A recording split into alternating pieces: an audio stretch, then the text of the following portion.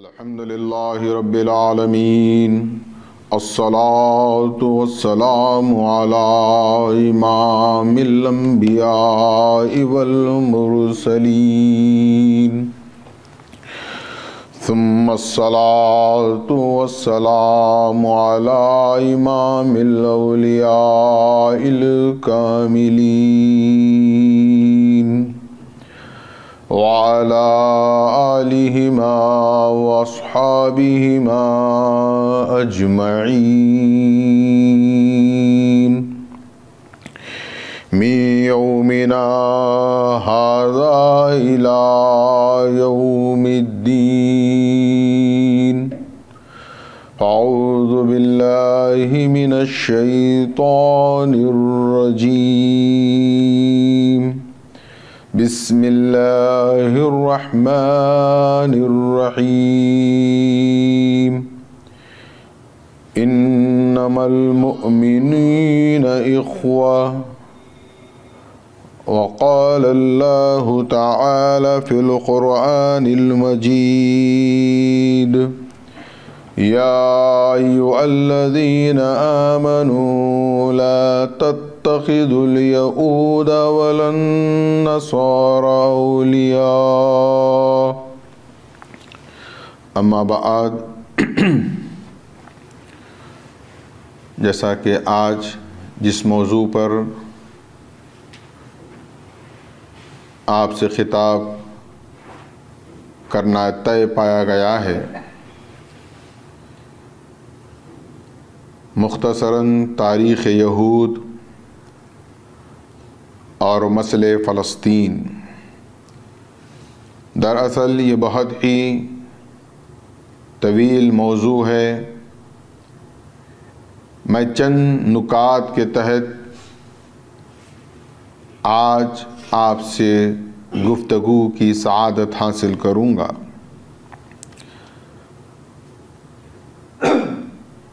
پہلا نکتہ مختصر تاریخ یہود.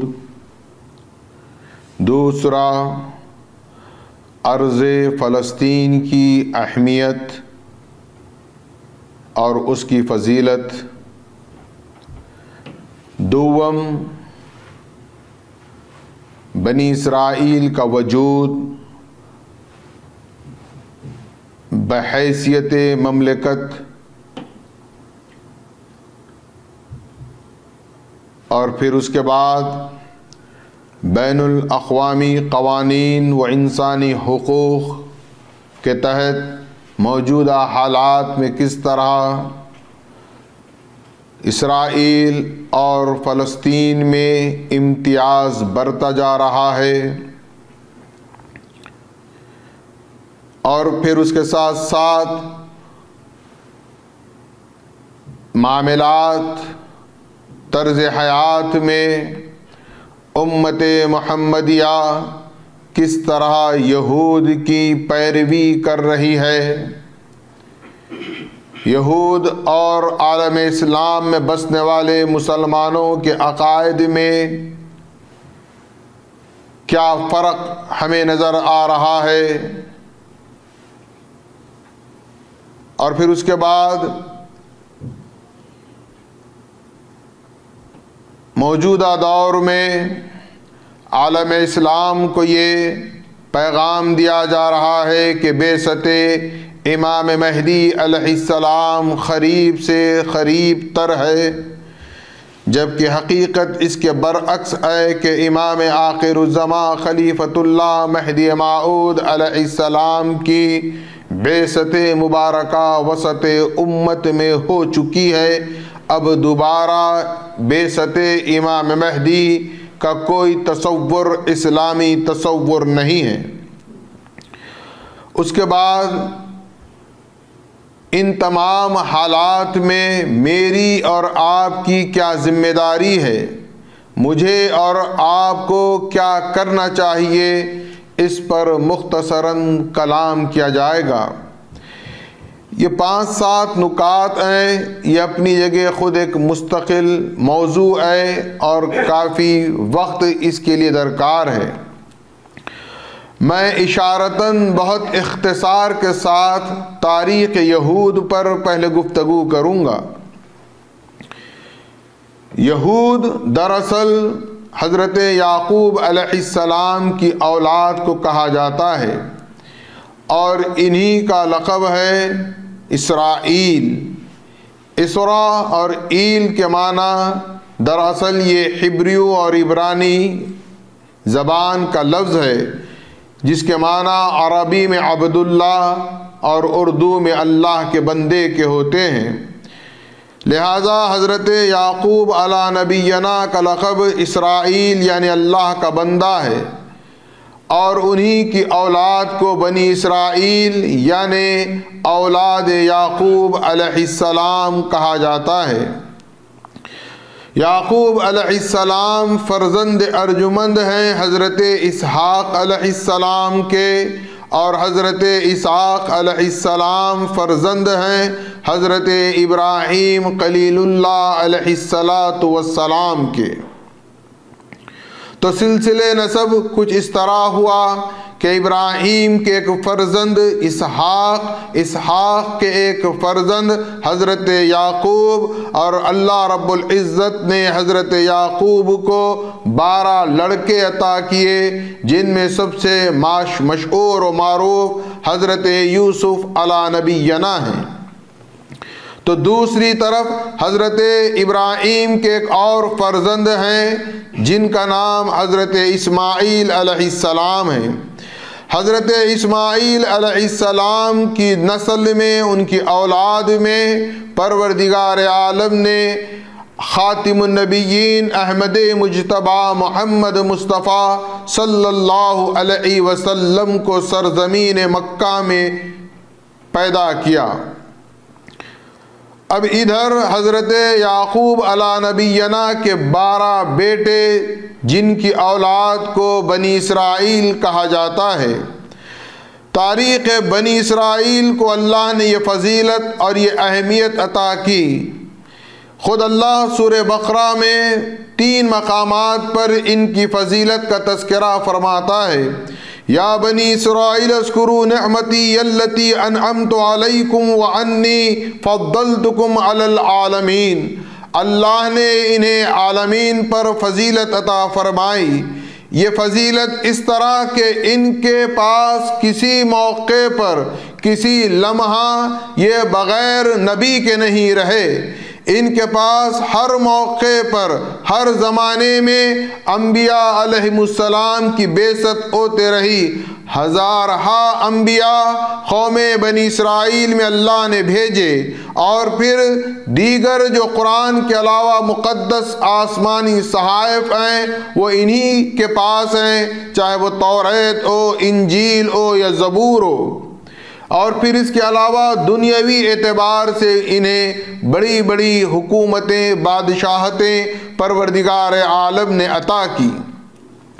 لیکن یہ بنی اسرائیل یہود ابتدائی سے بہت ہی عیار اور مکار واقع ہوئے ہیں۔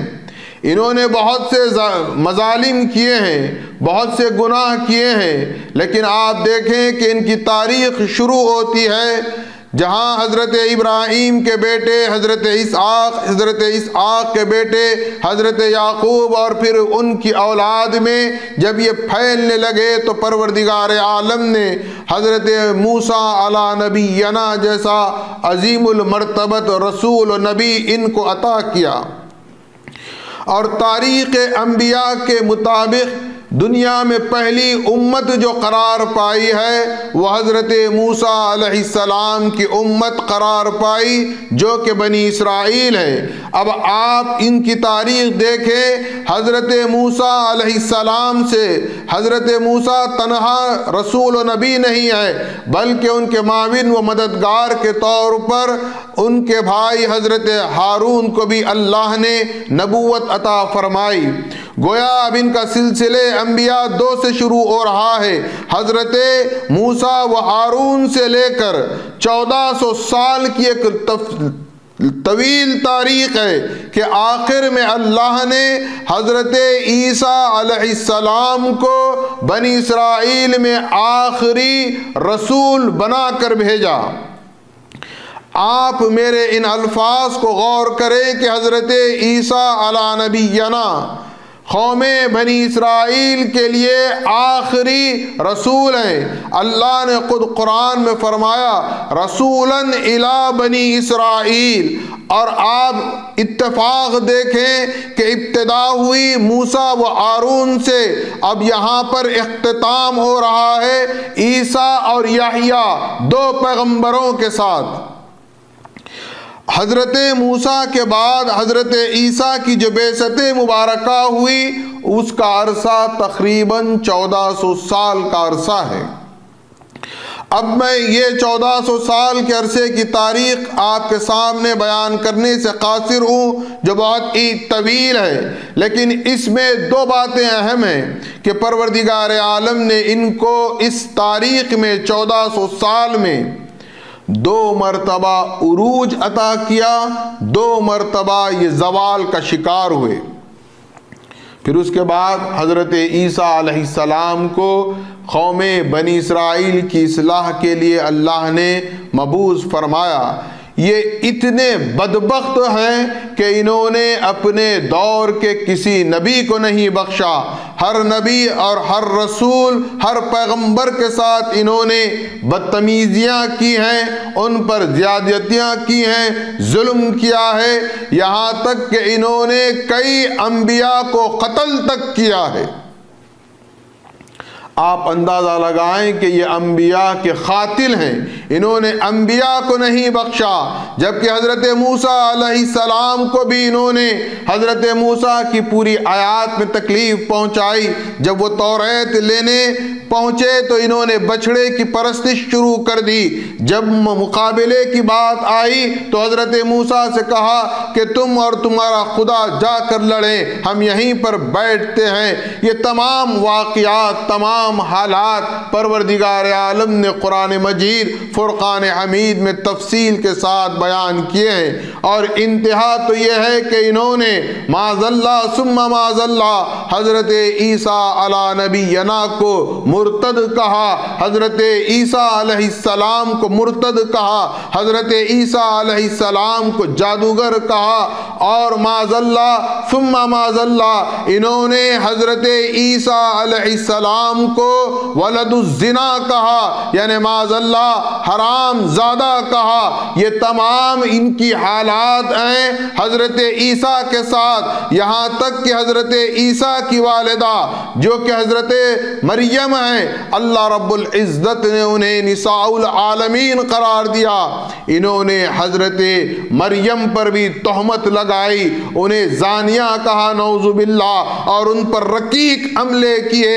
ایک پاک بی بی پر انہوں نے الزام تراشی کی، یہاں تک کہ جب حضرت عیسیٰ علیہ السلام نے ان کی اصلاح کے لیے بات کی اور ان کی اصلاح کا پرچار کیا تو اس وقت کے موجودہ حکومت رومن امپائر تھا، انہوں نے رومن امپائر سے یہ سازش کی اور یہ فتویٰ دیا یہود کے علماء نے کہ عیسیٰ کو قتل کر دیا جائے۔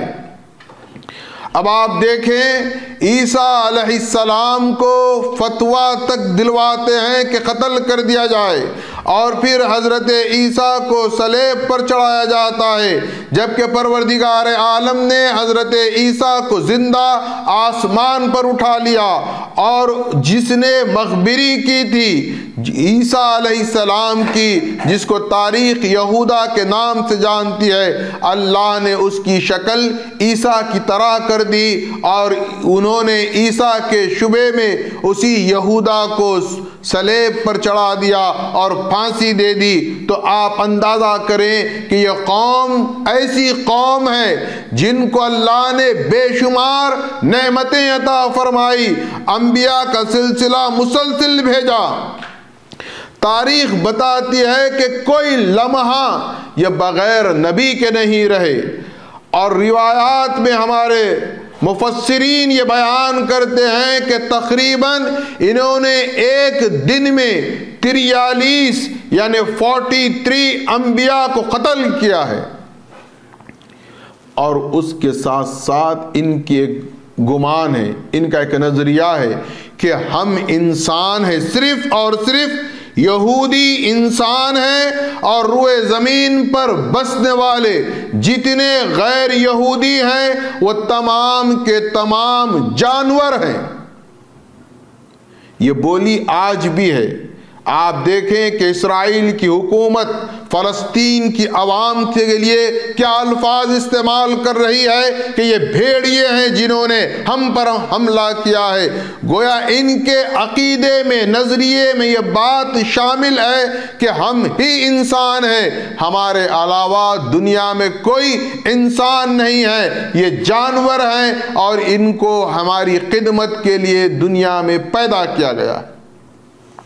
یہ ان کی تاریخ۔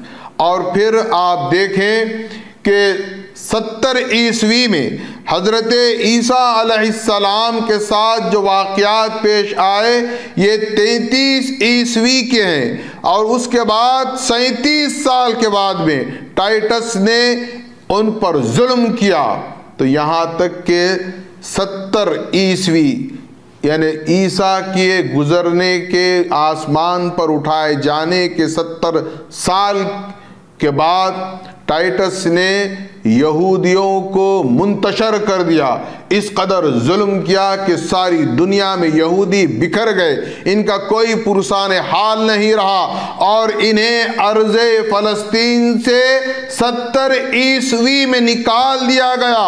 اور عیسائیوں نے یہ طے کیا بعد میں، چونکہ اس زمانے میں تاریخی اعتبار سے یہودی اور عیسائی ایک دوسرے کے جان کے دشمن ہیں، چونکہ عیسائی حضرت عیسیٰ علیہ السلام کو معاذ اللہ اللہ کا بیٹا مانتے ہیں، اور انہوں نے معاذ اللہ انہیں مرتد کہا اور انہیں جادوگر کہا، ان کے قتل کی سازش کی، لہذا ان میں آپس میں شدید نفرتیں اور اختلاف اور آپس میں خون اور قتل و غارت گری کا بازار ہمیشہ گرم رہا۔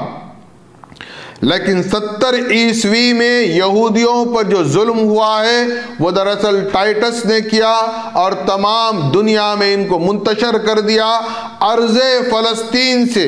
اب آپ تاریخ کو یاد رکھ کر چلیں، 70 عیسوی میں ارض فلسطین سے یہودیوں کو باہر کر دیا گیا، یہودیوں کو نکال دیا گیا، اور اس وقت کے تمام ذمہ داروں نے، رومن ایمپائر اور بعد میں عیسائیوں نے، نصرانیوں نے یہ طے کیا کہ ارض فلسطین پر یہودیوں کا داخلہ ممنوع ہے، یہ کبھی بھی ارض فلسطین میں داخل نہیں ہو سکتے۔ یہ قانون کون بنا رہے ہیں؟ رومن ایمپائر بنا رہا ہے۔ یہ قانون کون بنا رہے ہیں؟ عیسائی بنا رہے ہیں۔ ابھی اسلام محمد الرسول اللہ صلی اللہ علیہ وسلم کی بعثت مبارکہ نہیں ہوئی۔ 70 عیسوی سے یہ در بدر بھٹک رہے ہیں، ساری دنیا میں پھیل گئے، کچھ یورپ پہنچ گئے، کوئی ہندوستان پہنچ گئے، کوئی رشیا پہنچ گئے، ساری دنیا میں پھیل گئے 70 عیسوی میں۔ پھر اس کے بعد 571 میں 570 AD 570 عیسوی میں پروردگار عالم نے اپنے حبیب احمد مجتبی محمد مصطفیٰ صلی اللہ علیہ وسلم کو مبعوث فرمایا۔ هو الذی ارسل رسولہ بالہدی ودین الحق لیظہرہ علی الدین کلہ۔ محمد الرسول اللہ صلی اللہ علیہ وسلم آفاقی نبی اور رسول بنا کر بھیجے گئے، خاص خطے، قوم، قبیلے یا مقام کے لیے نہیں، بلکہ آپ تمام عالم انسانیت کے لیے نبی اور رسول بنا کر بھیجے گئے۔ اب آپ دیکھیں کتنا عرصہ ہو گیا، 500 سال کا عرصہ ہو گیا حضرت عیسیٰ کے بعد۔ 610 عیسوی میں پہلی وحی کا نزول ہوا۔ قرآن کی ابتدا 610 عیسوی سے ہونے لگی، لہذا محمد الرسول اللہ صلی اللہ علیہ وسلم نے پیغام حق کو دنیا انسانیت تک پہنچانے کا کام شروع کیا۔ اب اس عرصے میں جو یہودیوں کو 70 عیسوی میں ٹائٹس نے دنیا میں بکھیر دیا تھا، وہ ان میں سے چند قبائل مدینہ منورہ کے قریب خیبر میں بھی جمع ہو گئے۔ بنو قینقاع، بنو نذیر، اس طرح سے 3 قبیلے خیبر کے پاس جمع ہوئے اور اپنی ایک حکومت قائم کر لی۔ اب آپ دیکھیں کہ ان کا سازشی ذہن، ان کی شرارتیں کم نہیں ہوئی۔ انہوں نے محمد الرسول اللہ صلی اللہ علیہ وسلم کو اذیتیں دینا شروع کر دی۔ ابھی رسول اللہ نے مکے سے مدینہ منورہ ہجرت نہیں فرمائی، اب انہوں نے اہل قریش کے پاس سوالات بھیجے۔ یہ سورہ کہف کو آپ دیکھیں، سورہ کہف مکی ہے، لیکن اس میں یہودیوں کے سوالات ہیں اور ان کے جوابات ہیں۔ گویا یہ مشرکین مکہ کو سبق پڑھا کر بھیجتے تھے کہ اگر محمد نبوت کا دعویٰ کر رہے ہیں صلی اللہ علیہ وسلم تو ان سے یہ سوال کرو، ان سے یہ سوال کرو، یہاں تک کہ محمد الرسول اللہ صلی اللہ علیہ وسلم مدینہ منورہ ہجرت فرما جاتے ہیں۔ اب وہاں پر ان کی سازشیں کم نہیں ہوئی، انہوں نے دنیا بھر کی سازشیں کی، یہاں تک کہ حضور صلی اللہ علیہ وسلم کے قتل پر آمدہ ہوئے۔ کئی مرتبہ نعوذ باللہ محمد الرسول اللہ صلی اللہ علیہ وسلم کے قتل کی سازشیں کرنے لگے اور دوسرے عرب کو ورغلاتے اور انہیں حملہ آور کرواتے مدینے پر، حتیٰ کہ غزوہ احزاب میں ان کی تمام کارستانیاں آشکار ہو گئی۔ آخر میں اللہ رب العزت نے محمد الرسول اللہ صلی اللہ علیہ وسلم کو حکم دیا کہ مدینے سے ان کو برخاست کر دیا جائے، تو پھر یہودیوں کو سرزمین مدینے سے پاک کیا گیا۔ لیکن ان کی سازشیں تھمی نہیں اور انہوں نے بمسلسل سازش کرتے رہے۔ اب دیکھیے آپ بیت المقدس یروشلم میں اسلام کیسے داخل ہو رہا ہے۔ حضور کے زمانے میں بیت المقدس فتح نہیں ہوا، پھر اس کے بعد حضرت ابو بکر صدیق کا دور خلافت آیا، پھر اس کے بعد حضرت عمر ابن خطاب رضی اللہ تعالیٰ عنہ کا دور خلافت آیا، حضرت ابو عبیدہ ابن جراح جن کو آقا کونین محمد الرسول اللہ صلی اللہ علیہ وسلم نے امین الامت کا لقب دیا ہے، ان کی کمانڈرشپ میں بیت المقدس پر مسلمانوں نے حملہ کیا اور اس وقت بیت المقدس نصرانی یعنی عیسائیوں کے قبضے میں تھا۔ کئی دنوں کا محاصرہ رہا لیکن فتح نہیں ہو رہی تھی۔ آخر میں انہی کے پادریوں اور علماء نے کہا کہ اگر تم 100 سال بھی ہمارا محاصرہ کرو گے تب بھی فتح نہ ہوگی، کیونکہ ہمارے مقدس کتابوں میں یہ لکھا ہوا ہے کہ اس کو صرف وہی شخص فتح کر سکتا ہے جو ایک درویش ہو، جو فقیر ہو، جو اللہ کا مخلص بندہ ہو۔ حضرت ابو عبیدہ ابن جراح نے یہ بات حضرت عمر ابن خطاب تک پہنچائی۔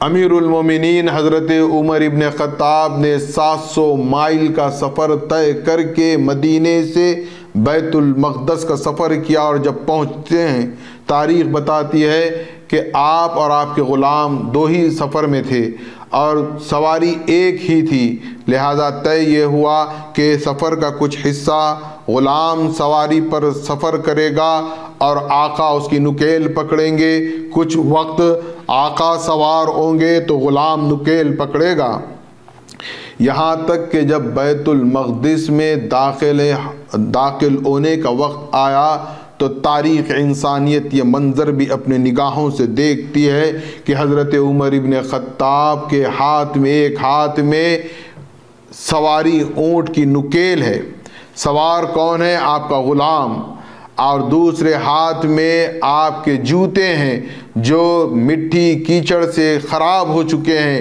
پھٹے پرانے کپڑے ہیں. آپ دیکھیں فاتح بیت المقدس میں کس فقیرانہ شان کے ساتھ داخل ہو رہا ہے.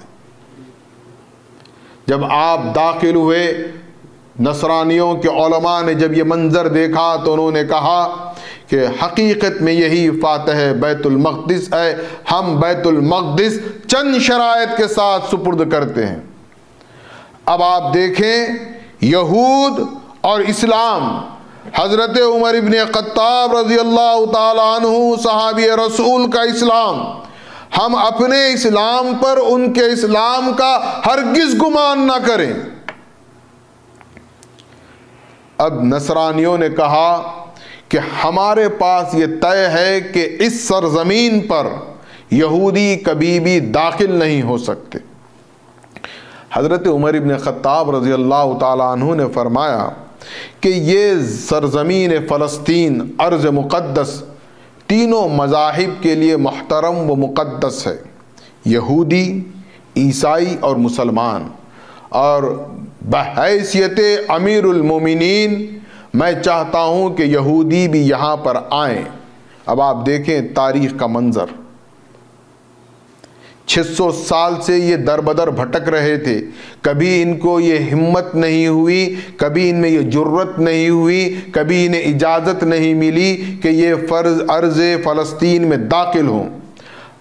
نصرانیوں نے کہا کہ اگر آپ انہیں اجازت دیں گے تو یہ یہاں پر فتنہ پروری کریں گے.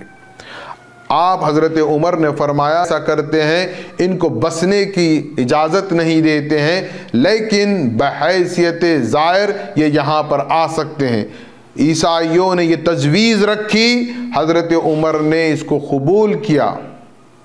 اب آپ غور کریں عیسائی کیا طے کر چکے ہیں کہ ارض فلسطین میں یہودیوں کا داخلہ ممنوع ہے، لیکن حضرت عمر رحمتاً للعالمین کے صحابی ہیں، انہوں نے کہا اتنا بھی ظلم روا نہ رکھو، بلکہ انہیں کم سے کم زیارت کے لیے آنے دو. اب یہ زیارت کو آنے لگے. دیوار گریہ بھی ہے، ہیکل سلیمانی بھی ہے، ان کے اپنے بہت سے مذہبی مقدس مقامات یروشلم فلسطین پر ہیں. اب آپ تاریخ کا پھر ایک حصہ دیکھیے. آپ درمیان میں پھر ایک مرتبہ نصرانیوں نے اس پر قبضہ کر لیا، لیکن بعد میں صلاح الدین ایوبی نے دوبارہ اس کو فتح کیا. لیکن ابھی بھی یہودیوں کی آبادی بسنے کا وہاں پر کوئی تصور نہیں. لیکن میں بہت ایک دم شارٹ میں آپ کو بات بتا رہا ہوں. 1917 میں حکومت برطانیہ نے یہ طے کیا کہ وہاں پر یہودی بسیں. اب آپ دیکھیں تاریخ کیسے بدل رہی ہے.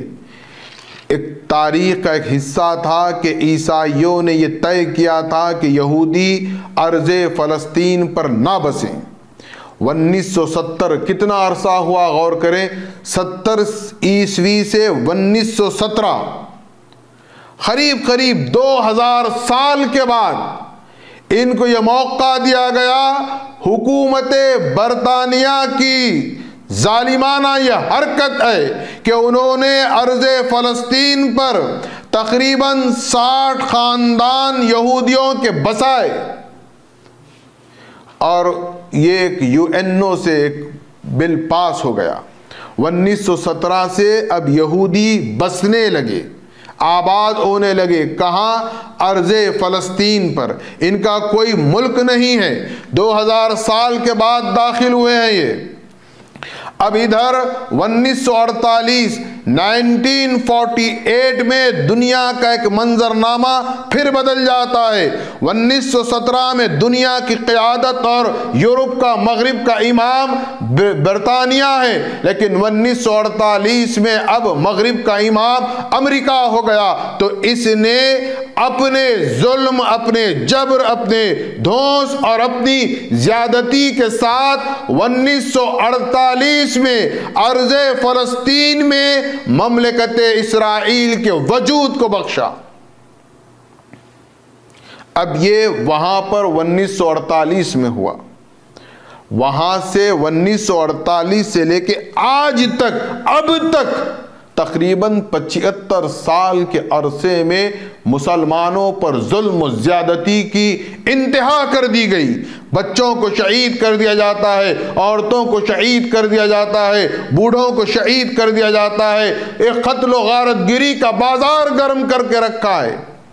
اور آپ دیکھیں کہ آج سوشل میڈیا پر کسی کے کچھ خدشے ہیں، کوئی کچھ کہتا ہے، کوئی کہتا ہے یہ اسی کی کارستانی ہے، فلاں ہے، وہ سب کچھ اپنی جگہ، وہ صحیح ہے یا غلط ہے ہم اس پر کلام نہیں کریں گے، لیکن یہ تو صحیح ہے کہ ان کا اپنا کوئی ملک نہیں تھا، انہوں نے مسلمانوں کے ملک پر قبضہ کیا، یو این او کی پشت پناہی پر انہوں نے اپنے ملک کو قائم کیا۔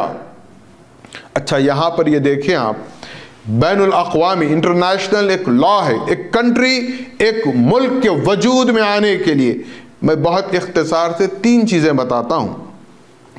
اول یہ ہے انٹرنیشنل لا کے مطابق، بین الاقوامی قوانین کے تحت، کہ اگر کوئی ریاست، کوئی ملک ہو تو وہ اس کا اپنا ہو، پہلی چیز۔ دوسرا یہ کہ اس ملک کے کچھ حدود ہوں، کچھ بارڈرز ہوں، کہ آپ کی کنٹری کے یہ حدود ہیں، یہ بارڈر ہیں، 2۔ تیسرا یہ کہ اس کنٹری میں بسنے والوں کی اپنی شہریت ہو، یعنی سٹیزن شپ ہو۔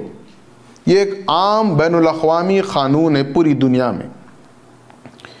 لیکن اب آپ دیکھیں کہ اسرائیل کے پاس ان قوانین کی کوئی پرواہ نہیں۔ اسرائیل کے حدود جو یو این او نے 1948 میں بنائے تھے وہ اس قدر مختصر تھے، آج کے اگر اسرائیل کے حدود کو دیکھتے ہیں تو تقریباً 72 گنا بڑھ چکا ہے وہ۔ یعنی یہ اس قانون کی کوئی اس کے پاس اہمیت نہیں۔ دوم یہ کہ ان کا اپنا ملک نہیں ہے، انہوں نے دوسرے پر قبضہ کر کے ملک کو قائم کیا۔ تیسرا، اب آپ دیکھیں کہ ہم امریکہ میں ہیں، امریکہ ملک کی شہریت لینا چاہتے ہیں، سٹیزن شپ لینا چاہتے ہیں۔ اگر ہم ہندوستان میں پیدا ہوئے تو ہم وہاں کے شہری ہیں، لیکن ایک یہ دنیا کی واحد مملکت ہے، یہودی دنیا کے کسی بھی کونے میں رہے وہ اسرائیلی سٹیزن ہوگا۔ کہاں گیا بین الاقوامی قانون؟ سب خاموش ہے، کوئی آواز نہیں کرتا۔ لیکن آپ دیکھیں ان کی یہ ظلم کی انتہا ہے۔ آج دیکھیں بین الاقوامی انسانی حقوق کس قدر پامال کیے جا رہے ہیں۔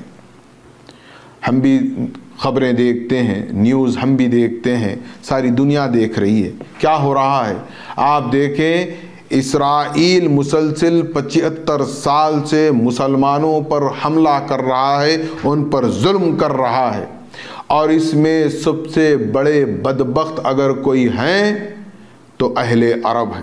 عرب خاموش ہیں، عرب تماشائی بنے ہوئے ہیں۔ کیوں تماشائی بنے ہوئے ہیں؟ چونکہ یہ امریکہ سے ڈرتے ہیں، ان سے دبے ہوئے ہیں، اور پھر یہ بیت المقدس کو پامال کر رہے ہیں، یہ خاموش ہے۔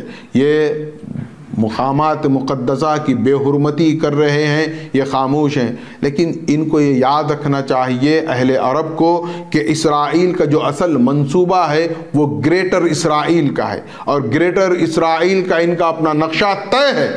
اس نقشے میں مصر کا آدھا حصہ ہے، جارڈن ہے، لبنان ہے، اور پھر اس کے ساتھ ساتھ سیریا ہے، یہاں تک کہ مدینہ منورہ بھی گریٹر اسرائیل کے نقشے میں ہے۔ یعنی آج یہ فلسطین پر ظلم کر رہے ہیں تو اہل عرب کو جاننا چاہیے کہ کل ان کی باری ہے، لیکن ان پر اس قدر غفلت طاری ہے کہ یہ خاموش تماشائی بنے ہوئے ہیں۔ کیا کرتے ہیں؟ بہت سے بہت میٹنگز کرتے ہیں، میٹنگ کال کرتے ہیں، یا ایک سربراہ دوسرے سربراہ سے ٹیلی فون پر بات کرتا ہے، مرتے ہیں تو مرے، انہیں کوئی فرق نہیں پڑتا۔ اب آپ دیکھیں آج دنیا انسانی حقوق کی بات کرتی ہے، سیکولر مسلمان کہاں جاتے ہیں پتہ نہیں، جو لبرل ذہن رکھتے ہیں وہ کہاں جاتے ہیں پتہ نہیں۔ آپ دیکھیں کہ ایک طرف تو اسرائیل کے لیے تمام نے اپنے دروازے کھول دیے، انہیں اسلحہ پہنچایا جا رہا ہے، انہیں بارود دیا جا رہا ہے، انہیں ویپنز دیے جا رہے ہیں، انہیں مضبوط کیا جا رہا ہے اور ان کی پیٹھ ٹھوکی جا رہی ہے کہ تم ہمت سے رہو، ہم تمہارے پیچھے ہیں۔ اب آپ دیکھیں انسانی حقوق کا دوسرا چہرہ کہ غزہ میں مسلمان پانی کے لیے بلک رہے ہیں، انہیں اسلحہ دینے کے لیے کوئی آر نہیں، اور ادھر معصوم بچوں پر پانی بند کر دیا گیا، غذا بند کر دی گئی، ان کے ساتھ یہاں تک کہ بغیر اینستھیسیا کے ان کی سرجری کی جا رہی ہے۔ کتنے درد سے، کتنے کرب سے یہ گزر رہے ہیں، لیکن کسی کو احساس نہیں۔ کہاں گئے اب انسانی حقوق؟ کسی کو اس کی اب یاد نہیں آتی۔ انسانی حقوق کی بات کرتے ہیں، لیکن آپ دیکھیں عملی طور پر، آپ دیکھیں کہ دنیا کے بڑے بڑے سربراہ اسرائیل کے وزیر اعظم سے جا کر ملاقات کرتے ہیں، اس کی ہمت افزائی کرتے ہیں۔ ان نہتے کمزور مسلمانوں کا کون پرسان حال ہے؟ 57 اسلامی مملکتیں آج خطے ارضی پر موجود ہیں، 57 کے 57 خاموش ہیں، بس ایک اسٹیٹمنٹ دینا اپنا فریضہ سمجھتے ہیں۔ اگر آج بھی 2 ارب مسلمان ہیں، کیا کر رہے ہیں مسلمان؟ بہت بڑا طبقہ مسلمانوں کا مصروف ہے، اپنے جذبات کو بلند کر رہا ہے کرکٹ میچ میں، ورلڈ کپ میں مصروف ہے۔ پاکستان، ہندوستان، بنگلہ دیش، سری لنکا یا بر صغیر کے بیلٹ کے تمام مسلمان مصروف ہیں کرکٹ میچ میں۔ کوئی ہمیں فرق نہیں پڑ رہا ہے کہ انہیں مارا جا رہا ہے، انہیں پیٹا جا رہا ہے، ان پر ظلم و زیادتی کی انتہا کی جا رہی ہے، کوئی فرق نہیں۔ مسلمان نوجوان مصروف ہیں، تمام مسلمانوں کے جذبات بلند ہوتے ہیں کرکٹ میچ کے لیے۔ گزشتہ جمعہ ہند و پاک کا کرکٹ میچ تھا تو سارے مسلمان مصروف تھے، ادھر فلسطین اپنی جان کی بازی لگا رہے تھے اور ہم مزے کر رہے تھے کرکٹ میچ میں۔ یہ ہماری غیرت ہے۔ ہم کہاں جا رہے ہیں؟ ہم کیوں یہ بات نہیں سمجھ رہے ہیں؟ اور یہ سمجھا جاتا ہے اور بہت اطمینان سے عالمی اسلامی میڈیا کہتا ہے اب مہدی کی آمد قریب ہے۔ یہ ایک بڑا عجیب تماشا ہے۔ اب کوئی مہدی آنے والا نہیں ہے۔ مہدی علیہ السلام وسط امت میں آئے اور چلے گئے۔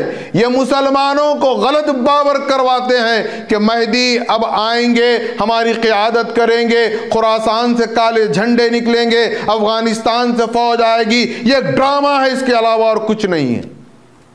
لیکن ہم سمجھنے سے قاصر ہیں، اس لیے کہ ہم تاریخ یہود جو اللہ نے قرآن مجید میں پیش کی ہے ہم وہ پڑھتے نہیں، ہمیں اس کا اندازہ نہیں ہے۔ اب ایک اہم بات کر کے میں اپنی بات ختم کر دیتا ہوں۔ میں نے ابتدا میں ہی کہا کہ یہ بہت طویل موضوع ہے، بہت وقت درکار لگے گا تاریخ یہود کو بیان کرنے، لیکن ان کے اور ہمارے عقیدے کے بھی فرق کو دیکھیں۔ یہ اپنے عقیدے کے بڑے مضبوط، ہم خود دیکھتے ہیں یہاں دیوان پر جو یہودی ہیں، آپ دیکھیں یہ اپنے مخصوص لباس کو کبھی ترک نہیں کرتے۔ وہ ہیڈ لگاتے ہیں، لانگ بلیک کوٹ پہنتے ہیں، لمبی لمبی ان کی داڑیاں ہوتی ہیں، یہ خلموں کو بہت بڑے چھلے دار بناتے ہیں، بال چھوڑتے ہیں، اپنے مذہبی رسومات اور عبادات میں بڑے کٹر ہوتے ہیں، یوم السبت سیٹرڈے بہت عقیدے کے ساتھ مناتے ہیں۔ یہ دیکھیے آپ ان کے ایک چیز آپ دیکھیے، غور کریے، کیا یہ اپنے عقیدے پر مضبوط ہے یا نہیں؟ اب اس کے برعکس مسلمان نوجوان کو دیکھیے، بغیر ٹوپی نماز پڑھ لیتے ہیں، نہیں ہو جاتی۔ دیکھیے آپ عبادت میں ادب بڑا اہم ہے۔ ہم سمجھتے ہیں شارٹ پہن لیں گے نماز ہو جاتی ہے، ستر عورت چھپا لیے نماز ہو جاتی ہے۔ اب ہمارے اندر وہ اسلام کی روح باقی نہیں ہے، ہر چیز ایزی گوئنگ میں ہے۔ ساکس پر ہم وضو مسح کر لیتے ہیں اور سمجھتے ہیں کہ یہ مسح ہو گیا۔ کہاں سے مسح ہو گیا؟ یہ آپ کے وولن کے ساکس پر آپ مسح کر رہے ہیں، کس پر قیاس کر کے؟ اس چمڑے کے ساکس پر قیاس کر کے۔ ایک اور حد بتاتا ہوں میں آپ کو. KFC کا چکن حلال ہے, بسم اللہ پڑھو کھا لو. اب آپ بتاؤ, خدا کہہ رہا ہے غیر اللہ کے نام پر جانور کو ذبح جو کیا جاتا ہے وہ حرام ہے, خدا کا حکم ہے. نہیں, عرب کا فتویٰ ہے. اچھا, عربوں کا فتویٰ ہے. اب موقع نہیں ہے, ورنہ میں اس کا بھی آپ کے سامنے جرا کرتا کہ یہ فتوے کا بیک گراؤنڈ کیا ہے, یہ کس حدیث کی بنا پر انہوں نے فتویٰ دیا. اچھا, مزے کی بات بھی سنتے جائیں آپ. KFC کا چکن حلال ہو گیا, بسم اللہ پڑھ کے اور کھا گئے. نیاز نظر فاتحہ کو کہنے لگے نہیں یہ حرام ہے. واہ, کیا اسلام ہوا. کیا پڑھتے ہیں؟ سورہ فاتحہ تو پڑھتے ہیں, نیاز میں کیا پڑھتے ہیں؟ کیا کوئی مسلمان کسی بھی فرقے کسی بھی جماعت کا ہو, میں ذمہ داری سے کہہ رہا ہوں, قرآن کے علاوہ کیا معاذ اللہ گیتا پڑھتا ہے؟ کیا توریت پڑھتا ہے؟ آپ اتنے متقی, اتنے پرہیزگار کہ KFC کا چکن حلال, جس غذا پر سورہ فاتحہ پڑھی جائے وہ حرام.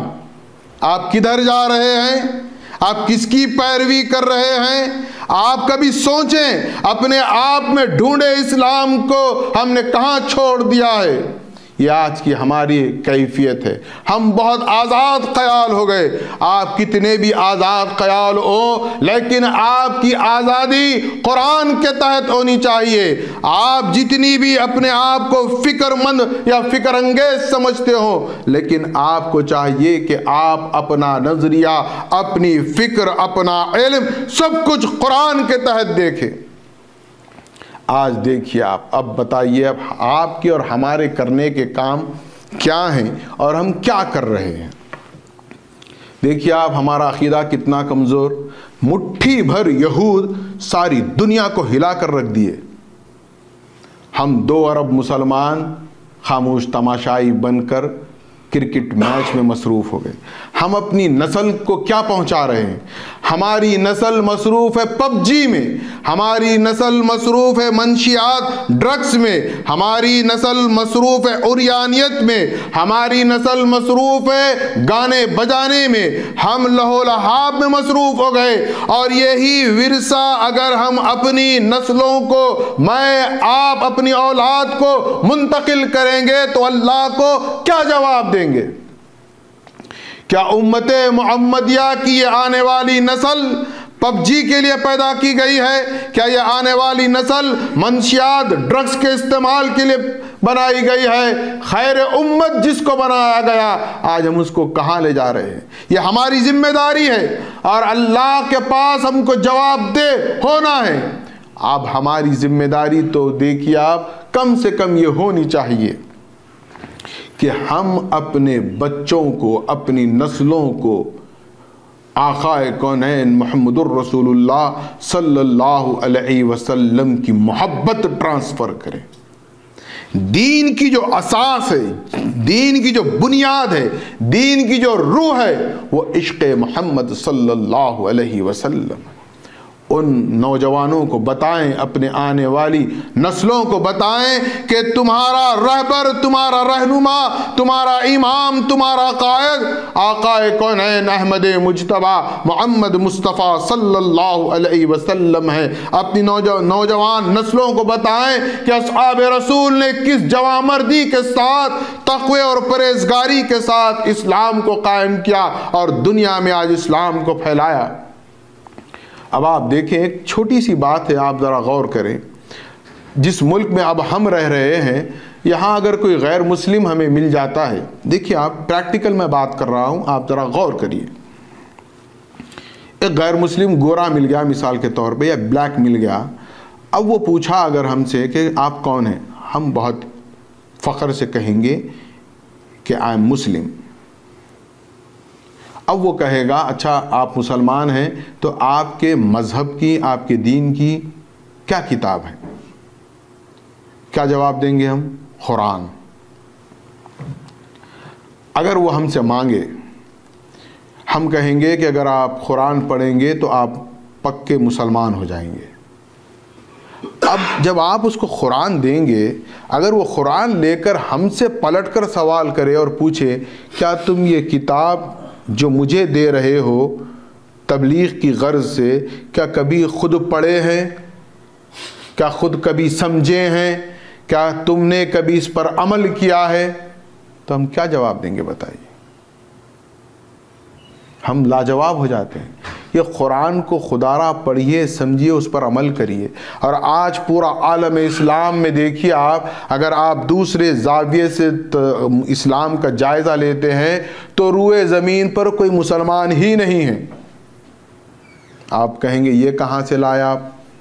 اب یہ کہاں سے لایا؟ میں وہ وہاں سے لایا۔ ایک فرقہ دوسرے فرقے کو کافر کافر کافر کافر، یہ ایسا مارکیٹ ہے۔ اگر اس مارکیٹ کے تحت دیکھیں تو آپ کو معلوم ہوگا کہ کوئی مسلمان ہی نہیں ہے۔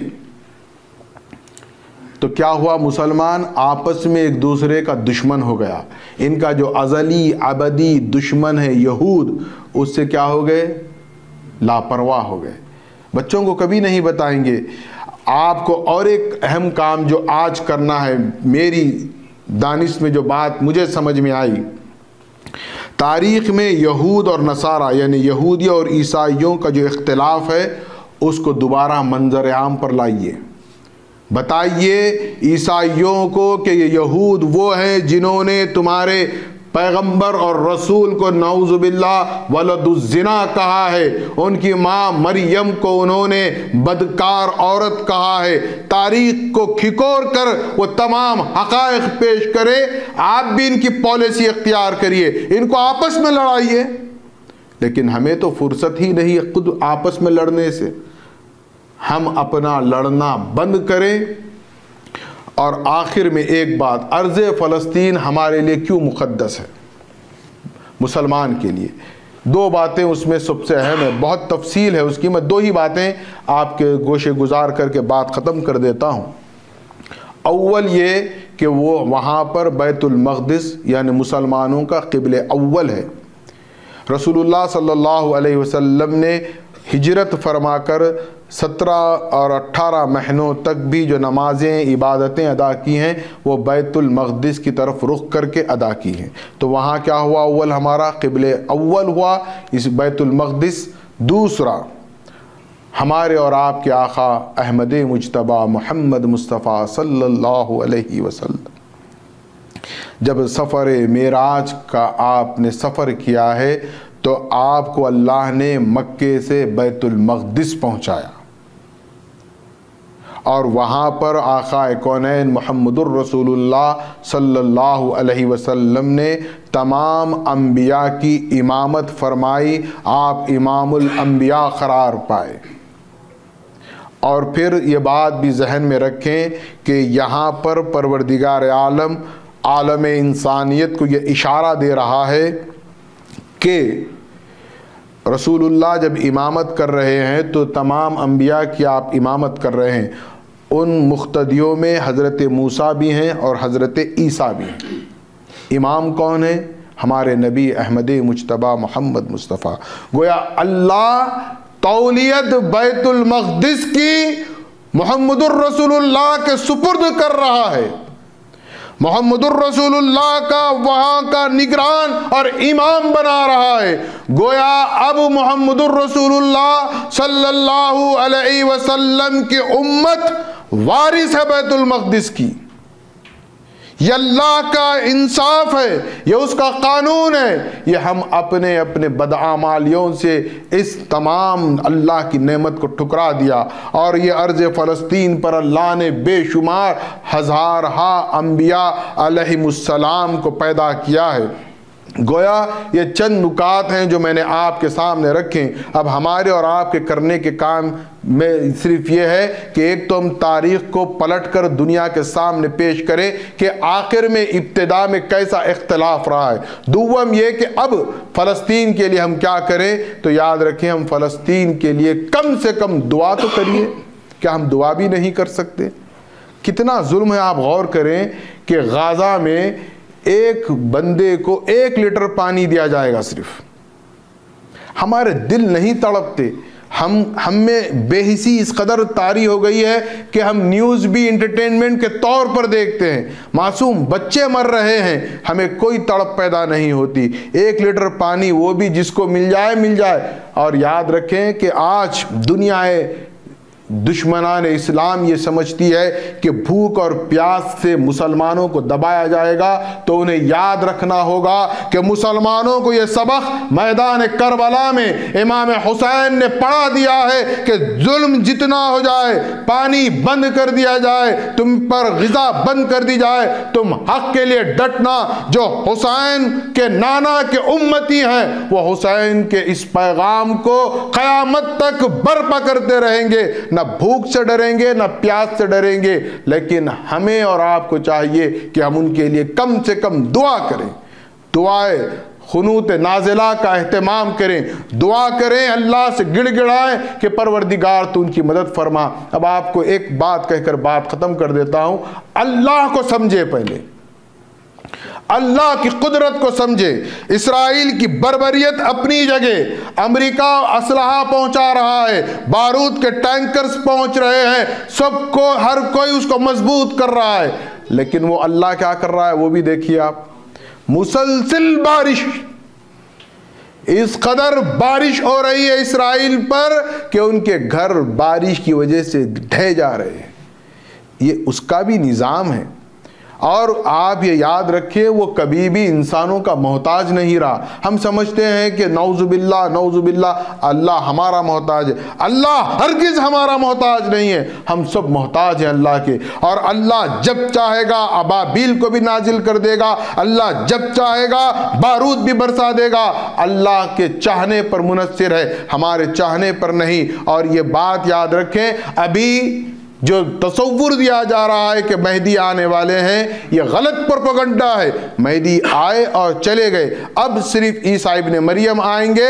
اور ابھی جو حالات ہیں احادیث رسول مکرم کے پیش نظر اگر ہم مطالعہ کریں تو مجھے جو سمجھ میں آتا ہے وہ یہ ہے کہ ابھی نزول عیسیٰ ابھی بہت دور ہے. ابھی مسلمانوں کو اور پٹنا ہے اور ان کو اپنی جانوں کے نذرانے پیش کرنا ہے. جب ان کے اندر سے جب ایمان پیدا ہوگا تب اللہ ان کی مدد کرے گا. وآخر الدعوانا الحمدللہ رب العالمین.